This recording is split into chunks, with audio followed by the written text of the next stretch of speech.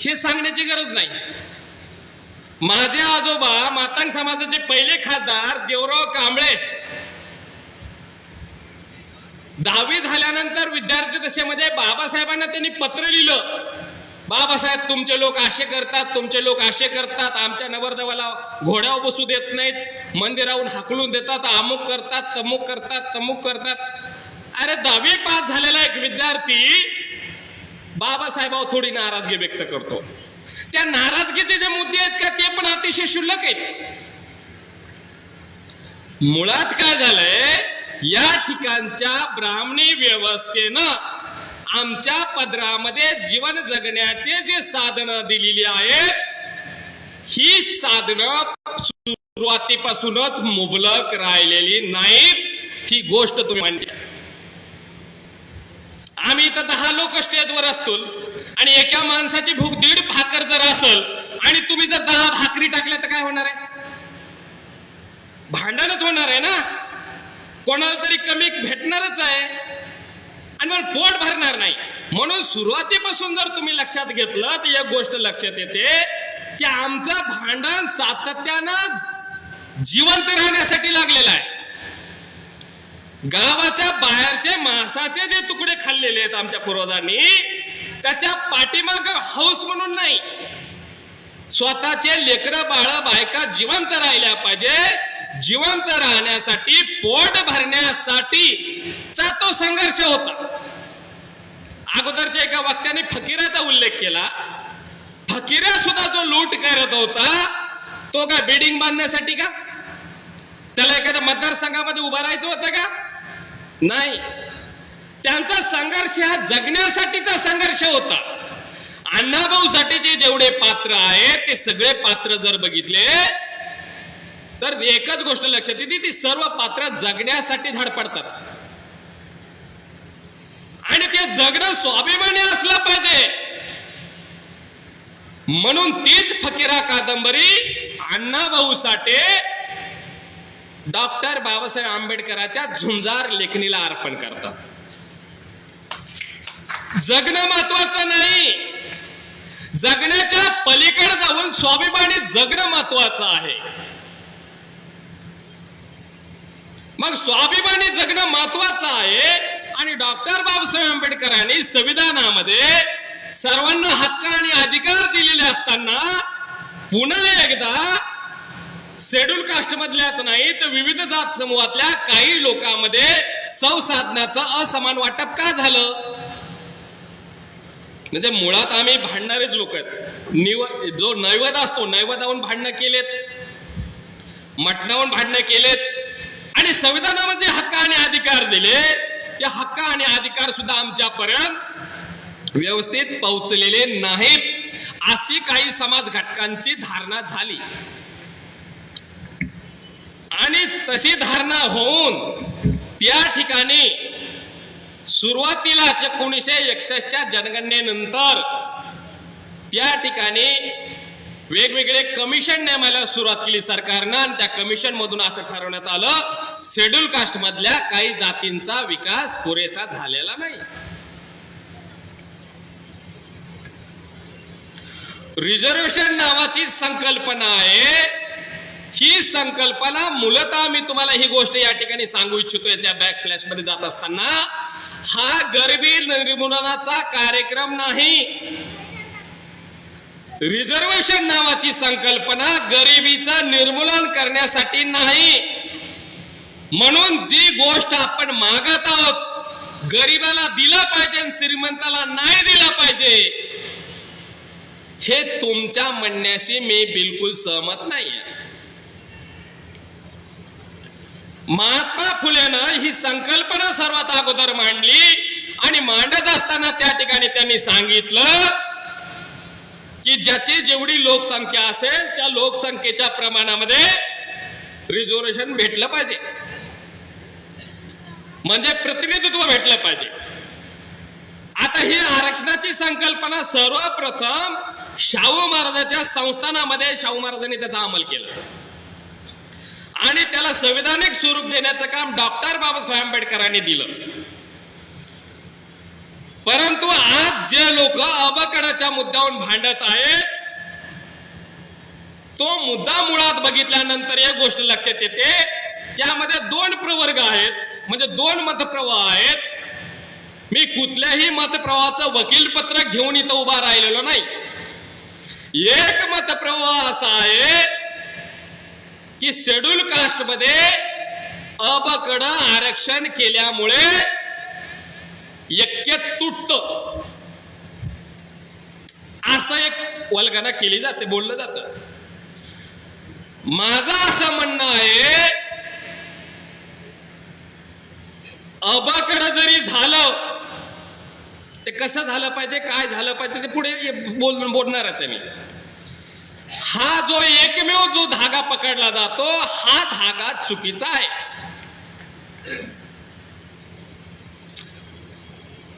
SC प्रवर्ग मोठ्या मत प्रयासाने बाबासाहेबांनी तयार केला, हे बिलकुल दुमत नाही.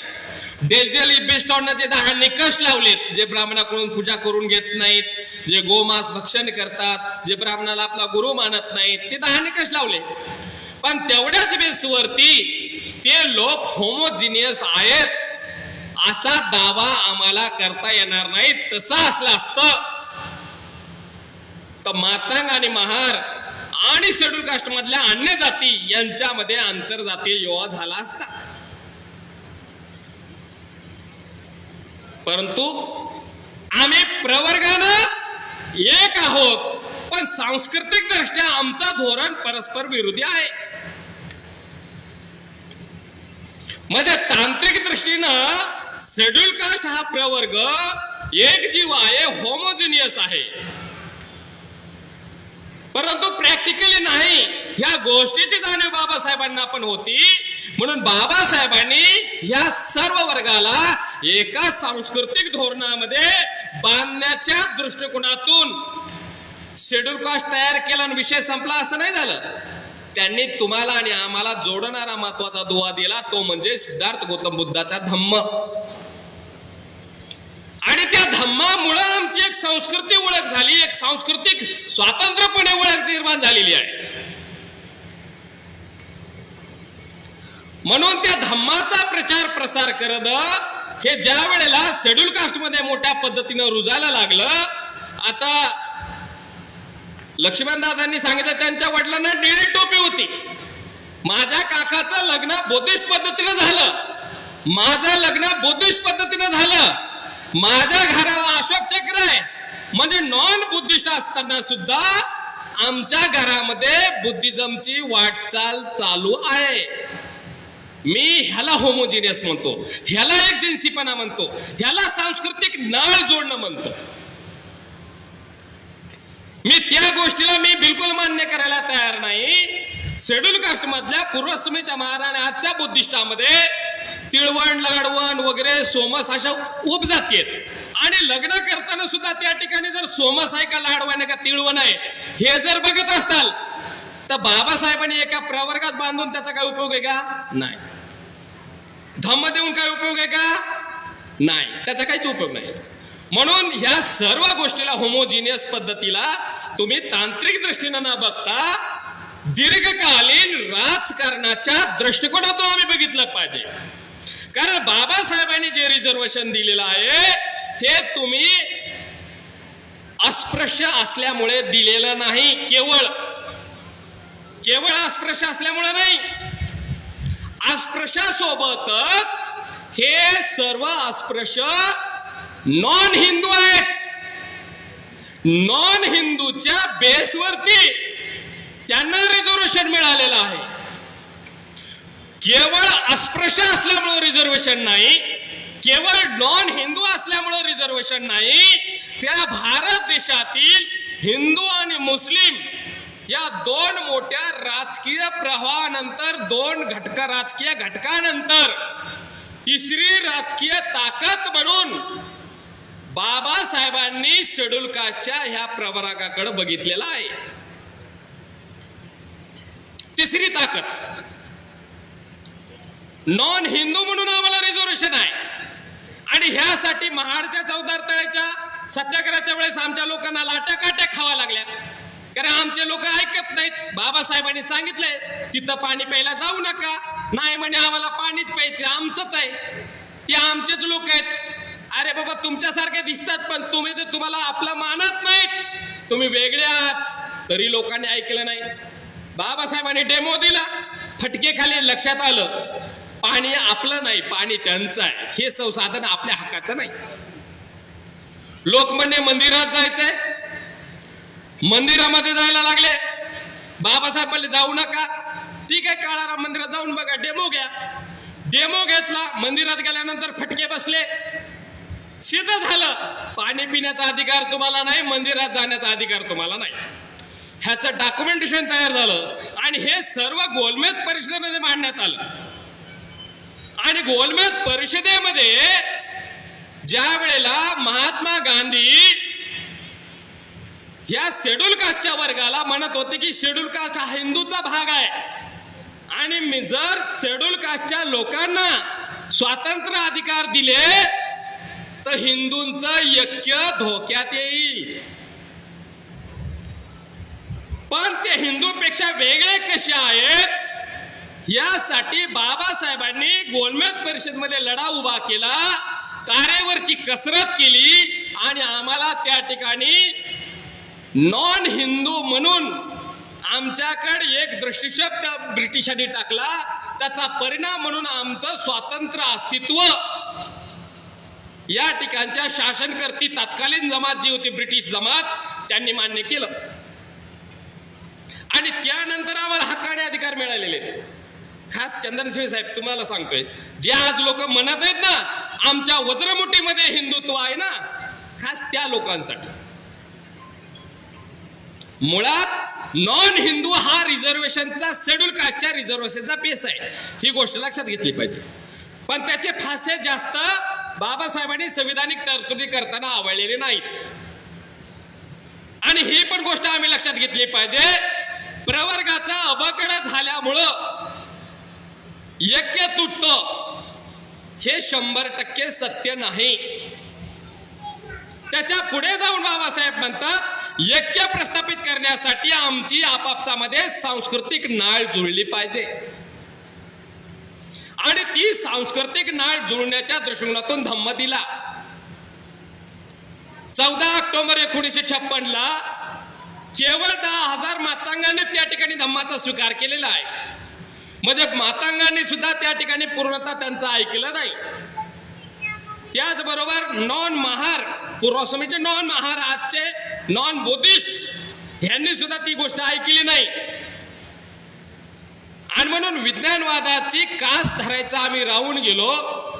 फरक कुठं पडला बघा, देताना सर्वांना 13% दिलं.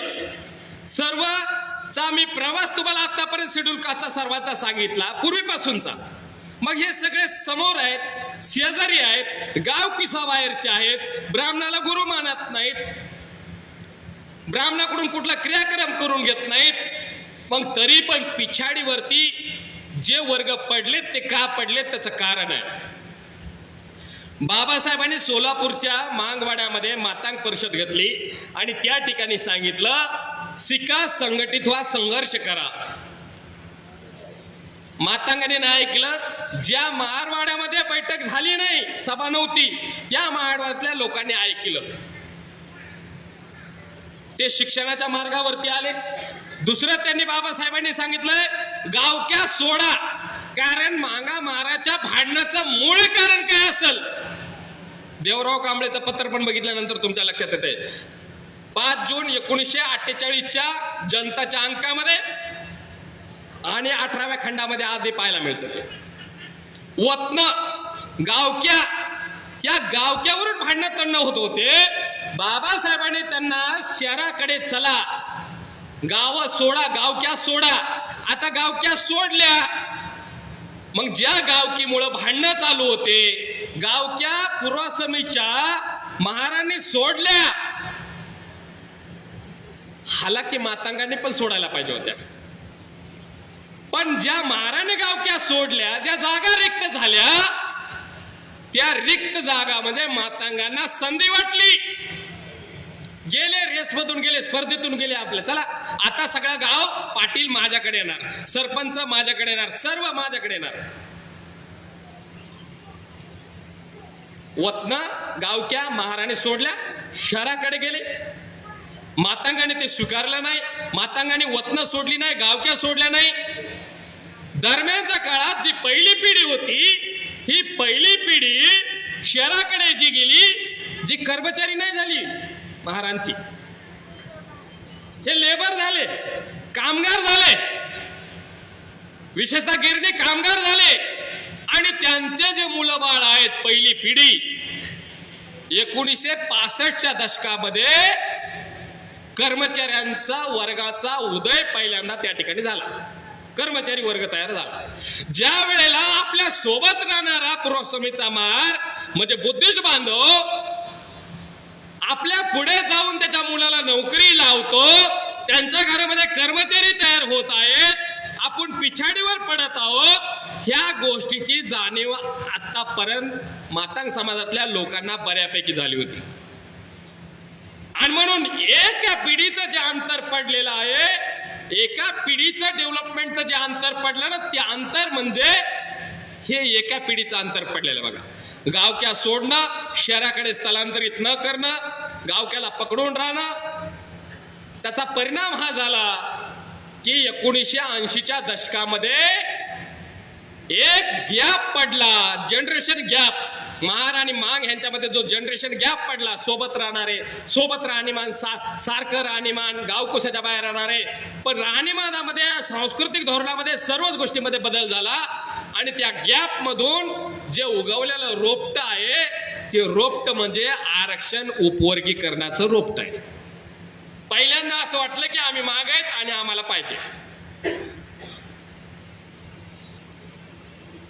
मग तात्कालीन परिस्थितीमध्ये 8% मागणी समोर आली, 5% मागणी बरोबर समोर आली. पण कुठल्याही बुद्धिजीवी वर्गातल्या लोकांनी सुद्धा त्याचं फारसं मनाव घेतलं नाही. कारण सत्सदीय बुद्धाला त्या बुद्धीला ते पटतच नव्हतं. 8% रिझर्वेशन कसं मिळेल, 13% शेड्यूल कास्ट, 8% रिझर्वेशन भेटेल नाही. आणि म्हणून तिकडं जसे बाबासाहेब आहेत, तसे आमच्याकडे सुद्धा बाबासाहेब असले पाहिजे. बाबासाहेब गोखले साहेबांनी त्या ठिकाणी समाजाला एकत्र केलं. आता नंतर त्यांच्या नावाच्या पुढे डॉक्टर लावण्यात आलं. गोखले साहेबांनी 8%ची रिझर्वेशनची चळवळ चालू केली, नंतर ती 5%वर स्थिरावली. दरम्यानच्या काळामध्ये एकनाथ आवाडांची चळवळ सुद्धा तात्कालीन परिस्थितीमध्ये सुरू झाली. आणि त्या एकनाथ आवाडांनी बौद्ध धर्माचा स्वीकार केला आणि चलो बुद्ध की ओर अभियान राबवलं. स्वतः पोतराज असणारा माणूस स्वतःच दमुंडन केलंच केलं, पण त्याचबरोबर जवळपास 1200 पोतराजाचं केसाचं मुंडन त्यांनी केलं. काय गरज धरत. मी हा आंतरविरोध कशामुळे समजून सांगते हे तुमच्या लक्षात येत असेल. रिझर्वेशन नावाची संकल्पना आम्ही समजून घेत असताना एका बाजूला मोठ्या पद्धतीनं ब्लेम हा केला जात आहे. एक नेते मुंबईमध्ये म्हणले, मला त्यांचं नाव वगैरे काय माहित नाही, पण त्यांचं असं म्हणणं होतं की मातांग समाजाला कुणी सांगितलं नाही, मातांग समाजाला कुणी शिकवलं नाही, बौद्ध समाजाने मातांगांना शिकवलं नाही, बौद्ध समाजाने मातांगाला समजावून नाही सांगितलं, ते आम्हाला RSS ने समजून सांगितलं.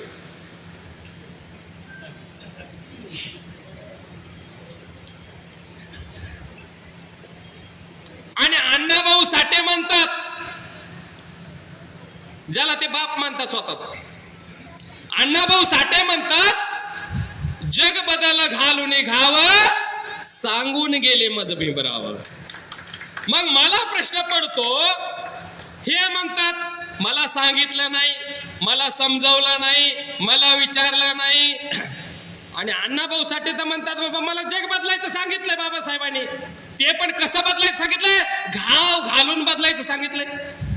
सांगून गेले मग मार्क्सराव नाही, लेनिनराव नाही, डांगेराव नाही, भीमरावच म्हणतात ते.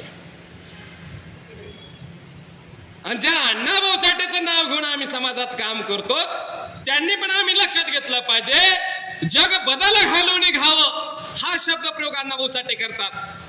तिथं जर माझ्यासारखा जातीचा कट्टर असला असता ना, पिवळ्या रक्ताचा, तर मी म्हणलो असतो मागवाडा बदल घालून घावं. पण मागवाडा बदलायची गोष्ट करत नाही ना अण्णाभाऊ साठे. अण्णाभाऊ साठे जग बदलायची गोष्ट करतात. हा अंतर्विरोध कुठेतरी आमच्या लक्षात आला पाहिजे. आणि नंतरच्या कालखंडामध्ये एक गोष्ट माझ्या लक्षात आली, ज्या वेळेला ह्या मुद्द्याच्या मुळाशी गेलो आणि ज्या वेळेला हे वातावरण पेटलं होतं, एकमेकाच्या विरोधात गरळ वकली जात होती, त्यावेळेला आमच्यावरती ब्लेम केला जात होता. चंदनशिव साहेब, तुम्ही आबाकडाच्या विरोधात आहेत, तुम्ही आबाकडाच्या समर्थनात आहेत, दोन्ही बाजूने ट्रोल बर का. म्हणजे आबाकडाचा विषय लावला म्हणून बुद्धिस्ट लोक आम्हाला ट्रोल करणार, आबाकडाचं भूत यांच्या डोक्यात घातलंय म्हणून. आणि आम्ही भूमिका घेत नाही समर्थनात, रस्त्यावर नाचत नाहीत ना आम्ही तमाशा करत, म्हणून मातांग लोक आम्हाला ट्रोल करणार. तुम्ही समर्थनात भूमिकाच घेणार. 2018 पासून ज्या वेळेला हा मुद्दा आला, हा मुद्दा आल्यानंतर श्रीकृष्ण गार्डन परभणी या ठिकाणी आहे. आणि श्रीकृष्ण गार्डन मध्ये जी मातांग परिषद झाली होती, नवी मातांग परिषद, या नव्या मातांग परिषदेला लाल सेनेचे आमचे मित्र गणपत भिसे यांना त्या ठिकाणी माना सन्मानानं बोलवलं. आणि आबाकडा आरक्षण पुस्तिकेचं लेखक असणारे केशव शेकापूरकर सर यांच्या आकडेवारीवर आधारित एक पुस्तिका गणपत भिसे सरांनी त्या ठिकाणी आणली होती. त्या पुस्तिकेचं विमोचन मेश्राम साहेबांच्या हस्ते झालं. त्यावेळेची आमची भूमिका हीच होती, शासन प्रशासनामध्ये जर एखाद्या जात समूहाला लोकसंख्येच्या प्रमाणात पदांचं वाटप झालं नसेल तर त्यांना ते मिळाले पाहिजे, तो त्यांचा अधिकार आहे. किंवा तो मुख्य प्रवाहामध्ये ते लोक आले पाहिजे. ज्यांना मिळालं नाही त्यांना मिळालं पाहिजे, साधी भूमिका. त्यानंतर आमच्या बऱ्याच गोष्टी लक्षात यायला लागल्या. त्यानंतर विषय बदलला 21 मध्ये. अबकडा आरक्षण वर्गीकरण जातनीय जनगणना झाल्याशिवाय आणि इथिकल आणि एम्पिरिकल डेटा समोर आल्याशिवाय करता येणार नाही. विषय बदलला. त्याच्यानंतर पुन्हा 24 ला विषय बदलला, जजमेंट येण्याच्या आधी. अबकडा आरक्षण, शेड्यूल कास्ट मधलं अबकडा आरक्षण उपवर्गीकरण हा देण्याचा मामला नसून अंतर्गत भांडण लावण्याचा मामला आहे. एक गंभीर चर्चा. रामचंद्र भरांडे यांना पण बोलवलं स्टेजवरती, जोशीला लोमटे तेरच्या त्यांना बोलवलं, गणपत भिसे साहेबांना बोलवलं. आणि खास करून सांगतो, ज्यांच्या जीवावर आबाकडाचा हा लढा उभा केला जात आहे, ज्यांच्या आकडेवारीचा रेफरन्स दिला जात आहे, त्या केशव शेकापूरकर सरांना सुद्धा माना सन्मानानं अनुसूचित जाती ऐक्य परिषदेला, पहिल्या ऐक्य परिषदेला अर्ध्या तासाची मांडणी करण्यासाठी त्या ठिकाणी बोलवलं. जे केशव शेकापूरकर सर आबाकडाचे कट्टर समर्थक आहेत आणि भामसेब बद्दल, मेश्राम साहेबाबद्दल, लवजी क्रांती मोर्चा बद्दल त्यांचे गैरसमज होते, किंबहुना त्यांची येण्याचीच इच्छा नव्हती, ते केशव शेकापूरकर मेश्राम साहेबाच्या पुढे हात जोडतात, धन्यवाद मानतात. मला असं वाटतं की खऱ्या अर्थानं अनुसूचित जातीमध्ये ऐक्य प्रस्थापित करण्याच्या दृष्टिकोनातून आम्ही आमची यशस्वी वाटचाल पुढे सुरू केलेली आहे. त्या क्षणापासून हे सगळं वातावरण पेटलेलं असताना साहेबांची भेट घेतली आम्ही पुण्यामध्ये. पश्चिम महाराष्ट्रातले बीनचे म्हणजे बुद्धिस्ट इंटरनॅशनल नेटवर्कचे राहुल कांबळे सर, अमित नरवाडे साहेब यांना सोबत घेऊन त्या ठिकाणी भेट घेतली. त्यांना सांगितलं अशानं असं वातावरण आहे, वातावरण खूप पेटलेलं आहे, सर मातंगाचे लोक रस्त्यावर लढाई करत आहेत, त्यांना त्यांच्या हक्काचं पाहिजे, मग काय अडचण आहे? महार लोक विरोध करत आहेत. विकास म्हणे तसं तर मी महाराजांचं प्रतिनिधित्व करत नाही, पण महाराजांचा सगळ्यात मोठा नेता कोण आहे? तो वामन मेश्रामच आहे माझ्या माहितीनुसार. आणि वामन मेश्रामची काय अडचण नाही, सरकारला करायचं केलं पाहिजे. बऱ्याच लोकांच्या भवाया उंचावल्या, किंबहुना माझी पण भवाई उंचवली. रणनीती आणि डावपिचाचा एक भाग असतो. सरकारला या ठिकाणी अबकडं आरक्षण करायचंच नाही, मुळात अबकडं आरक्षणाचा मुद्दा आणून यांच्यामध्ये भांडणं लावायचे असं तुम्हाला सगळ्याला वाटतं. मला तसं नाही वाटत, त्याच्या पुढे जाऊन वाटतंय. फक्त अबकडं आरक्षणाच्या मुद्द्यावरती आपापसामध्ये भांडणं लावणं या ठिकाणच्या ब्राह्मणी व्यवस्थेचा डाव नाही, तर ह्याच्या आडून बेसिक रिझर्वेशन पॉलिसीला डॅमेज करण्याचं षडयंत्र आहे, जे सायमन कमिशन पासून डॅमेज करण्याचा प्रयत्न केला जात आहे. हे परंपरेने चालत आलेलं आहे. गवई साहेबांनी जजमेंट दिलं, हे रात्रीतून झालेलं नाही सगळं. म्हणून मेश्राम साहेबांनी भूमिका त्या ठिकाणी घेतलं, अबकडं करायला पाहिजे, मातंगाची मागणी झालं पाहिजे, मी समर्थनामध्ये त्यांच्या. पण सरकार अबकडं करणार नाही, हा त्यांचा आपापसामध्ये भांडणं लावण्याचा कार्यक्रम आहे. दुसऱ्या दिवशी जी हवा टाईट झाली होती बुद्ध विरुद्ध मातंग, हवाच निघून गेली. आम्हाला पण संघर्ष मान्य आहे.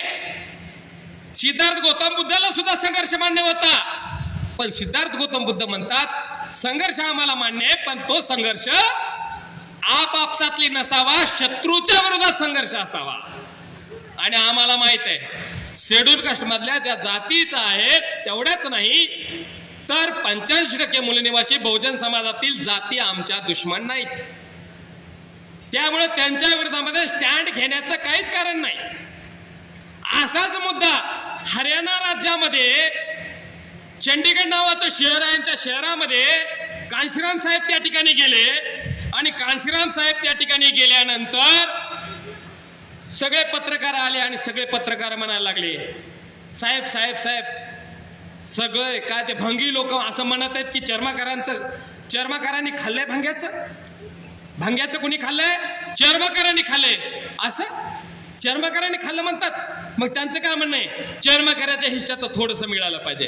कांशीराम साहेब म्हणले, मी चर्मकारांचा सगळ्यात मोठा नेता आहे आणि चर्मकारांचा जेवढं रिझर्वेशन आहे ते आजपासून सगळ्याला सगळं भंगी लोकांना देण्यात यावं.